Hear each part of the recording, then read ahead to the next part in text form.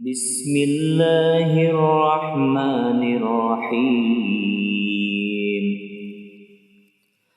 أرأيت الذي يكذب بالدين فذلك الذي يدع اليتيم ولا يحض على طعام المسكين